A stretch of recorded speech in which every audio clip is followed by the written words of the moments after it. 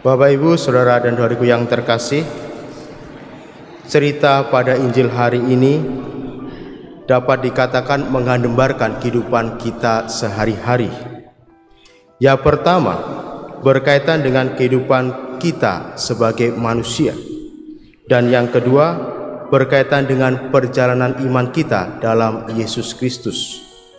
Karena itu di dalam cerita Injil pada hari ini memiliki suatu pola, yaitu yang pertama adanya konflik atau persoalan, kemudian adanya pertolongan atau intervensi dari Allah itu sendiri, dan kemudian muncullah atau timbullah suatu solusi. Kalau kita perhatikan pada awal cerita dalam Injil pada hari ini, ya ada suatu krisis atau persoalan yang terjadi, yaitu orang yang buta sejak lahir. Permasalahan yang dialami oleh orang buta itu sangat kompleks. Ya, berkaitan dengan fisik, ya kan? Dia dikatakan buta sejak lahir. Berarti dapat dikatakan bahwa orang tersebut belum pernah melihat sesuatu pun, belum pernah melihat cahaya, dan bahkan belum pernah melihat terang matahari. Dan dapat dikatakan kalau kita berada dalam situasi yang demikian, ya kita yang awalnya pernah melihat, kalau dalam suatu situasi yang demikian, kita akan mengatakan bahwa orang buta itu sangat menderita, ya kan? Karena apa? Ya karena dia tidak bisa melakukan banyak aktivitas. Bahkan di dalam Injil pada hari ini dikatakan atau dia dikenal sebagai seorang pengemis, atau hanya dapat mengemis saja. Itu berkaitan dengan fisik. Tetapi ada penderitaan lain yang dialami oleh orang buta itu, bahwa di dalam kalangan orang Yahudi ada suatu stigma atau pandangan yang mengatakan bahwa orang buta tersebut atau menganggap orang yang lahir buta tersebut itu disebabkan oleh dosa. Apakah dosa dari dirinya sendiri atau dosa dari orang tuanya?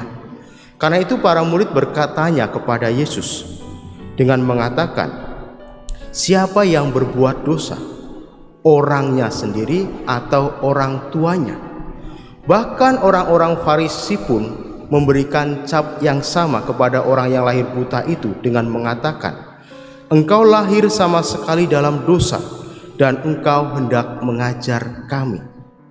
Jadi Bapak, Ibu, Saudara dan saudara yang terkasih, ada satu pandangan di dalam kalangan Yahudi bahwa ada hubungan antara dosa dan penyakit, sehingga orang yang lahir buta dengan demikian dicap sebagai orang yang berdosa.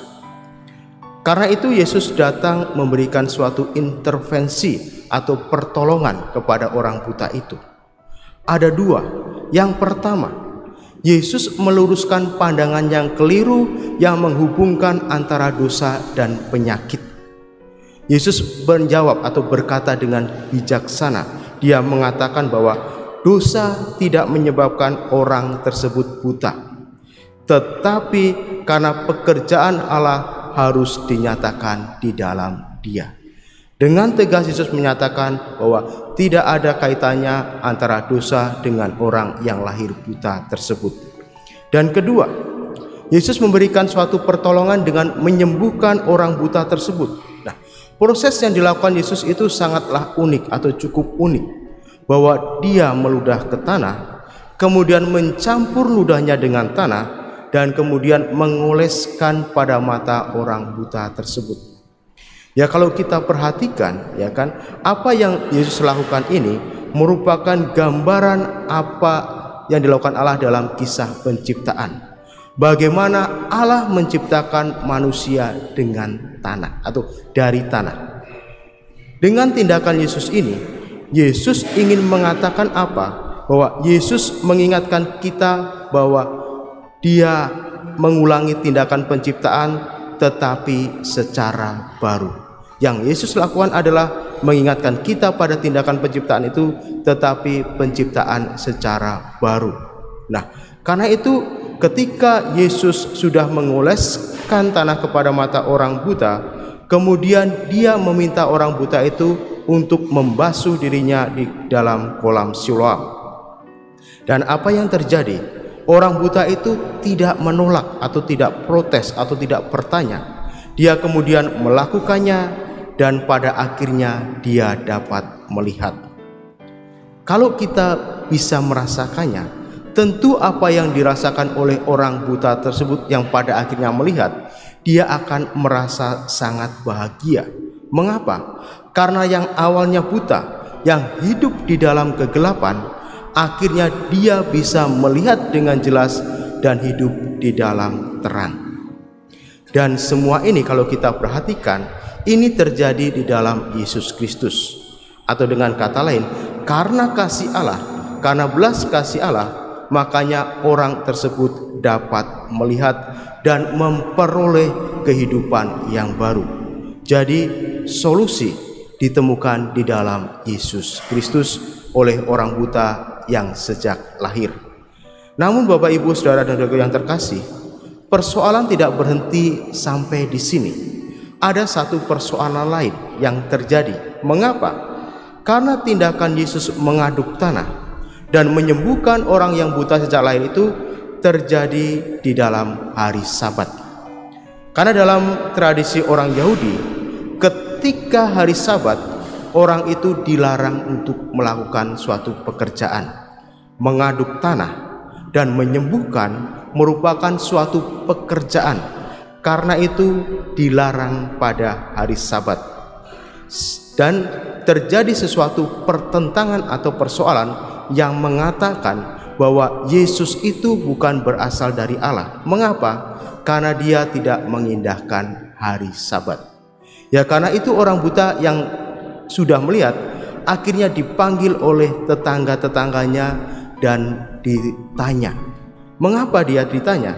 Karena tetangga-tetangganya memiliki anggapan, benarkah dia ini orang buta yang sejak lahir atau yang biasa mengemis?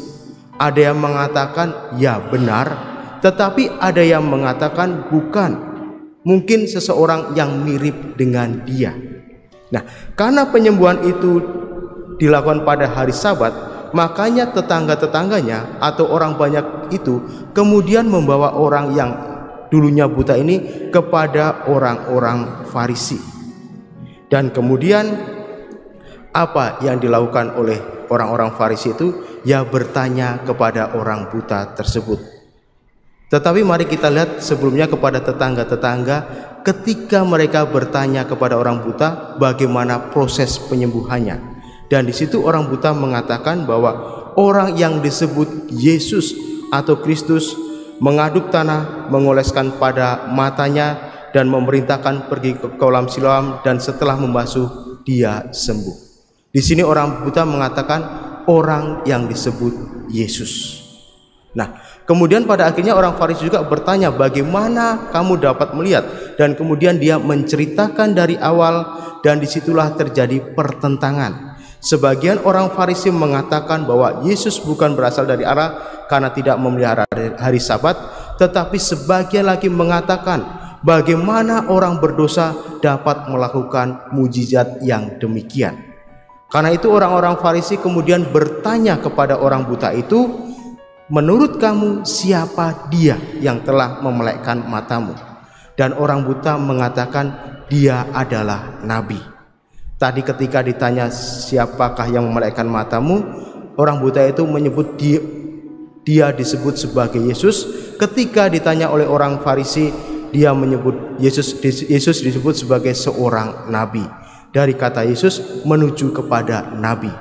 Dan karena penyebutannya sebagai seorang nabi atau mengakui Yesus sebagai seorang nabi, maka akhirnya orang buta diusir dari kalangan orang Yahudi. Mengapa dia diusir? Karena pada saat itu ada suatu pandangan, barang siapa yang mengaku Yesus sebagai Mesias, sebagai seorang nabi atau sebagai seorang utusan Allah, dia akan dikucilkan dari kalangan orang-orang Yahudi.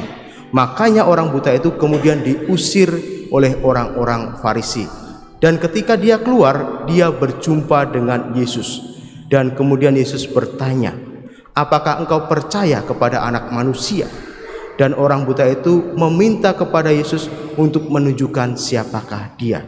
Dan disinilah Yesus mewartakan tentang dirinya dengan mengatakan, kamu bukan hanya mendengarnya, tetapi dialah yang sedang berkata-kata dengan kamu. Dan pada waktu itu orang buta ini percaya kepada Yesus, bahwa Yesus adalah anak manusia, Yesus adalah Mesias, Yesus adalah Tuhan, sehingga orang buta itu sujud menyembah Yesus. Jadi di sini ada suatu perjalanan iman dari mengakui atau menyebut Yesus sebagai Kristus saja, kemudian Nabi, dan pada akhirnya mengakui Yesus sebagai Mesias atau anak manusia atau anak Allah. Nah, apa yang dapat kita ambil dari cerita pada hari ini, Bapak Ibu, Saudara dan Saudariku yang terkasih? Di dalam kehidupan kita sehari-hari, kita mengalami suatu persoalan, kita mengalami suatu konflik, sebagaimana yang dialami oleh orang buta itu sendiri. Tetapi mari kita ingat, Yesus hadir untuk melakukan intervensinya. Allah hadir, senantiasa hadir untuk menolong kita semua. Tetapi yang menjadi persoalannya, apakah kita datang kepada Allah atau tidak? Pada hari ini Yesus menyatakan Dia sanggup memelekkan mata orang yang lahir buta. Pasti kita percaya Yesus juga akan sanggup mengatasi segala persoalan-persoalan yang kita hadapi. Terus yang kedua adalah, dengan cerita ini mau mengatakan apa? Bahwa Yesus adalah terang dunia yang membawa si buta yang awalnya dalam kegelapan menuju kepada terang dengan melihat cahaya atau melihat dunia ini. Demikian halnya dengan kita. Kita yang awalnya belum mengenal Yesus Kristus, kita hidup di dalam kuasa dosa atau di dalam dunia yang dikuasai oleh dosa ini. Tetapi kemudian kita menerima Yesus melalui pembaptisan dan kita menerima terang itu.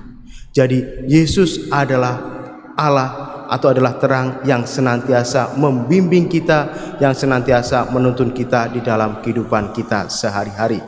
Yang menjadi persoalannya adalah, maukah kita dibimbing oleh Yesus itu sendiri? Di dalam bacaan yang pertama kita mendengar bagaimana Samuel ketika melihat anak-anak Isai, dia mengatakan dalam hati, inilah yang dipilih Allah. Tetapi Allah tidak memilih anak-anak Isai yang dipandang oleh Samuel yang menjadi kriteria sebagai seorang raja. Tetapi Allah justru memilih Daud yang jauh dari pandangan Samuel. Dan ketika Samuel mendengar suara Allah, akhirnya mengikutinya, dan kemudian Daud menjadi raja yang dapat menuntun bangsa Israel. Demikian halnya kita, kalau kita berusaha menyerahkan diri pada Yesus yang adalah terang, kita akan berani untuk melakukan apa yang menjadi kehendak Allah. Dan selanjutnya yang dapat kita lakukan adalah, ketika kita menerima Yesus sebagai terang dan kita telah dituntun dari kegelapan dosa menuju kepada iman akan Yesus Kristus, mari kita seperti orang buta yang berani menyatakan kesaksian imannya, yang berani mengakui bahwa Yesus adalah Nabi, dan bukan sekedar itu, Yesus adalah Mesias. Mari kita wartakan iman kita, mari kita wartakan tentang Yesus Kristus yang adalah Allah, yang adalah Mesias, yang adalah terang dunia, agar semua orang yang menerima Yesus dapat menuju kepada terang. Sehingga kegelapan yang dialami oleh orang-orang Farisi tidak terjadi di dalam lingkungan kita, tidak terjadi dalam orang-orang yang kita kasihi. Tuhan memberkati kita semua.